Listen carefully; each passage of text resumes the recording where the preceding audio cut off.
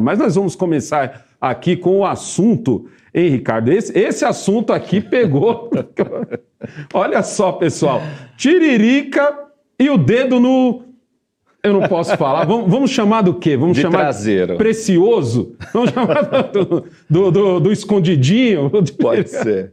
Oh, meu Deus do céu. O humorista e deputado federal Tiririca foi acusado por um prestador de serviço de importunação sexual. Olha, quando a gente acha que já viu de tudo. O boletim de ocorrência foi registrado na Zona Sul de São Paulo. A suposta vítima, Ricardo, diz que tomou uma dedada na sexta-feira passada em frente a um condomínio. Segundo o prestador de serviço, as pessoas que estavam na portaria, entre elas um segurança e outros prestadores de serviço, riram do declarante, motivo pelo qual ele se sentiu humilhado, porque, obviamente, qualquer um se sentiria humilhado no lugar dele. O homem que acusa Tiririca disse à polícia que prestava serviço de manutenção na portaria de um condomínio quando um desconhecido acompanhado de uma mulher, abre aspas, aproximou dele e lhe desferiu uma dedada na região das nádegas, por sobre a calça. Caraca! De acordo com a... De acordo com a Defensoria Pública, diligências estão em andamento para esclarecer o que de fato ocorreu. Ricardo Holtz, você que comenta política há tanto tempo, tantas bancadas a gente já fez junto, você sempre deu um show toda vez que abriu o microfone para Ricardo sempre deu um show. Quantas vezes na sua vida, você que já participou de tantas discussões assim relevantes para o Brasil, quantas vezes você ouviu de um deputado que deu uma dedada num prestador de serviço? Alessandro, meu querido, toda a audiência do Debate Livre, nunca na minha vida imaginei que ia comentar sobre algo próximo a isso. A gente sempre ouve falar, Alessandro, que uma parcela significativa dos políticos, né, gosta de colocar no traseiro do brasileiro. Mas nesse caso, o deputado federal Tiririca foi literalmente ao ponto. Olha, seria cômico, Alessandro, se não fosse trágico. É um deputado federal, já foi o deputado federal mais votado pelo estado de São Paulo. Teve mais de 1 milhão de votos na primeira eleição que disputou. É um deputado muito votado. Infelizmente, essa manchete mostra o retrato da política brasileira. Um político colocando o dedo no traseiro de um trabalhador. É o que a gente vem acompanhando dia após dia na política brasileira, infelizmente. Acho que seria um favor ao país o deputado Tiririca ficar só com a tarja de humorista, que acha que faz bem, que faz as pessoas rirem. Pena que isso não é uma piada, isso é sério, o trabalhador se sentiu ofendido, fez o boletim de ocorrência, e aí nós temos mais uma vez um deputado federal pago pelo povo brasileiro, que deveria estar propondo leis, que deveria estar fiscalizando os gastos e os atos do Poder Executivo, que quase ninguém está fazendo esse trabalho, está aí se pondo a esse tipo de piada, de mau gosto, de péssimo gosto, essa ofensa para esse trabalhador. É bizarro. Seria cômico se não fosse trágico. Exatamente. Eu já estou aqui na tela aqui com o Mafinha e o Herbert. O Mafinha, a gente está sempre no Twitter e assim, a gente, por mais que o Twitter seja um lugar ali, como diria o saudoso Augusto Nunes, né, excelente jornalista, é a cracolândia da internet, mas eu e Mafinha, a gente se diverte nessa cracolândia porque a gente sempre tem um alvo para zoar, né, Mafinha? E aí eu pergunto para você, Mafinha, a gente já viu tantos escândalos de políticos. O quanto isso desmerece o Brasil e como que a gente explica para um alemão, um suíço, um americano, um francês, que a gente tem políticos que dão dedadas em prestadores de serviço que, pelo visto, não tem intimidade nenhuma, porque senão ele não teria processado, intimidade zero. Intimidade zero. Então ele só chegou e falou, é o meu alvo, vou lhe dar uma dedada, e deu a dedada. Entendeu? Como a gente explica isso, Mafinha? Não explica, né? Não tem como explicar um absurdo desse aí. Metaforicamente, todos os políticos dão dedada na gente, né? A dedada aí é um produto da política nacional. Toda hora eles estão lá votando coisas que vão acabar entrando fundo aí no brasileiro, né? Mas, e também, provavelmente, né, dedadas também mais não metafóricas acontecem bastante lá em Brasília. Quem conhece Brasília sabe Que muita gente, muitos jornalistas gostam de tomar dedada lá.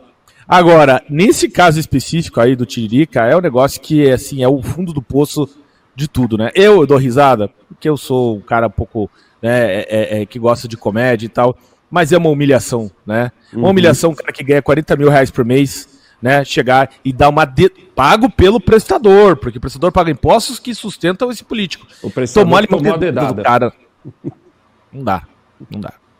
Ô Herbert, eu queria entender uma coisa. Em que momento... A gente já teve no Brasil políticos assim que a gente olhava e falava, caraca, que homem inteligente, que boa oratória, que homem estudado.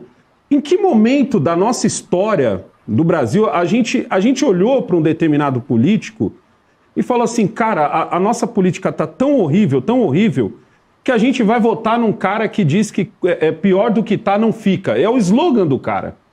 É o slogan dele, a gente já conhecia o passado dele. Eu queria que você me dissesse se teve antes desse ponto que eu vou te falar agora. Mas eu acho, Herbert, que a nossa curva errada que a gente pegou no Brasil foi em 2002, quando a gente votou no cara que, quando subiu no Planalto, ele se orgulhou de dizer que não tinha estudo e virou presidente. Você acha que foi ali o ponto-chave de quando o Brasil começou a degringolar? Ou antes disso a gente já tinha alguns personagens no estilo Tiririca?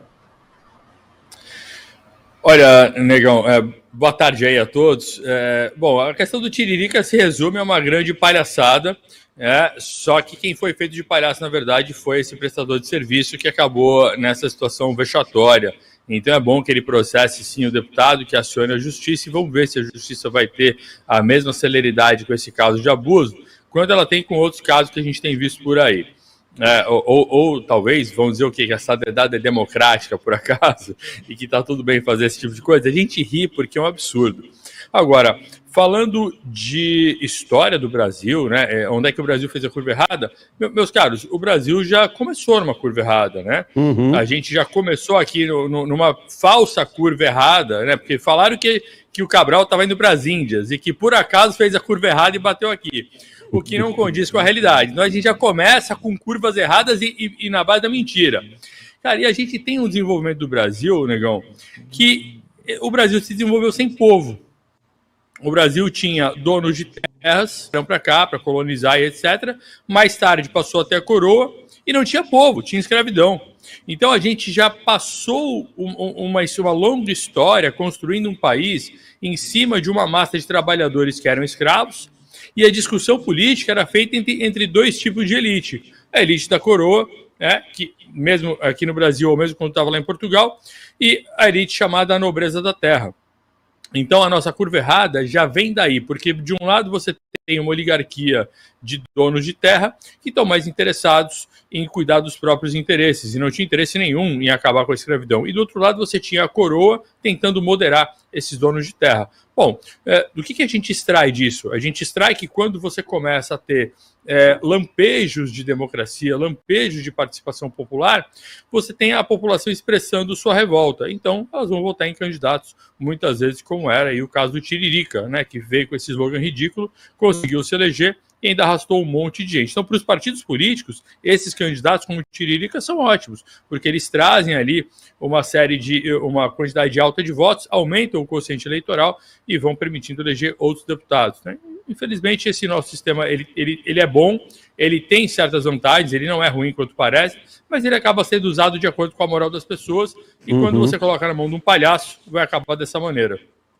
Na linha do que o Herbert está falando aqui, Ricardo, para quem não sabe, o Ricardo ele é autor de um excelente livro, que é O Manual para Não Ser Enganado por um Político. Acertei? Exatamente. Exato. E você que já comenta, você que entende o mundo político, eu queria saber de você o seguinte: nós estamos num momento da história em que a gente não puxa mais a capivara do político. A gente não quer saber o que o político estudou, a gente não quer saber quais foram os caminhos que esse político percorreu até chegar ali, por que ele quer ser político, que eu acho que essa já é uma excelente pergunta. Por que você quer ser deputado? Por que você quer ser vereador? A gente não faz mais essas perguntas. A gente hoje está muito mais preocupado em o quanto você consegue irritar o lado que eu não gosto. Não é, Ricardo? Hoje, infelizmente, o debate público está indo por esse sentido. Você que escreveu o livro para não ser enganado por um político, como que você explicaria para o pessoal de casa? Assim, obviamente, seria muito melhor que eles lessem o seu livro, né? Mas algumas dicas assim para a gente não acabar elegendo deputados que, ao invés da gente falar sobre o que ele está fazendo, de certo ou de errado, porque essa seria uma meta boa, né? Vamos falar sobre o que o deputado está fazendo de certo ou errado. A gente não tem que ficar aqui dizendo, pô, estão dando a notícia do deputado que está sendo acusado de importunação sexual porque ele deu uma dedada em alguém. Você entende? Tipo, como que a gente explica isso para o pessoal? Até complementando o que o Herbert estava falando, acho que o Tiririca ele é produto do baixo nível de educação política que a maior parte do povo brasileiro tem. A maior parte dos nossos colegas, se a gente falar, você, a nossa audiência aí que está conversando, com seu amiguinho, às vezes o parente dentro de casa, se pergunta o que faz um deputado federal? O Mafinha falou 40 mil reais por mês de salário, né, Mafinha? Salário. Eles recebem esse salário para quê? Qual é a função de um deputado federal? Por que o povo brasileiro paga para ele? 513 deputados federais, 81 senadores. Por que nós pagamos o salário dessa galera? Qual é a função que ele tem que fazer? Eu estou aqui, tem um rapaz aqui controlando a câmera aqui. A gente sabe a função dele nesse momento. A função do Alessandro, a função de quem está comentando aqui. Sabe por que ganha ou não ganha o seu salário? Mas e o político? O que faz um vereador? Qual o papel de um vereador?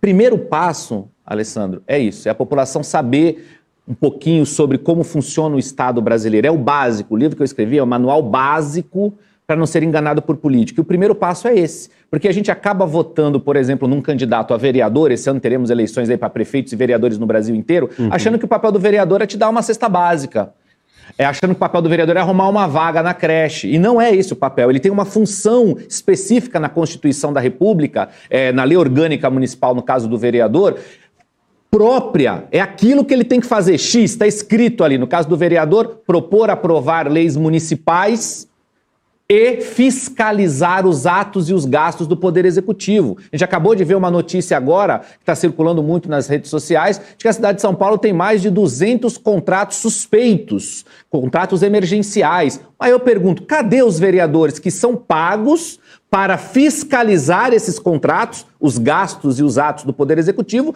55 vereadores, no caso aqui da cidade de São Paulo, e ninguém percebeu isso em 200 contratos emergenciais que tinha a possibilidade. Pô, mas esse é o trabalho dele. Nitidamente, ele não está fazendo o trabalho dele. Mas o eleitor sabe disso? E os 513 deputados federais que estão em Brasília, que também têm como função primária propor, aprovar, reprovar leis de âmbito nacional sobre temas específicos de competência da União e fiscalizar os atos do Poder Executivo, ou seja, os ministérios, as autarquias públicas, as empresas públicas, o presidente da República, como ele está gastando o dinheiro do povo. Esse é o papel do Legislativo, além de propor leis. Eles estão fazendo isso?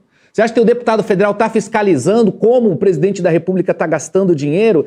Entender um pouquinho desse jogo político é o primeiro passo para o cidadão ser um bom eleitor, para ele poder escolher realmente alguém que tem condição. Uma coisa é ser candidato a legislativo, outra coisa, outro perfil é candidato a executivo.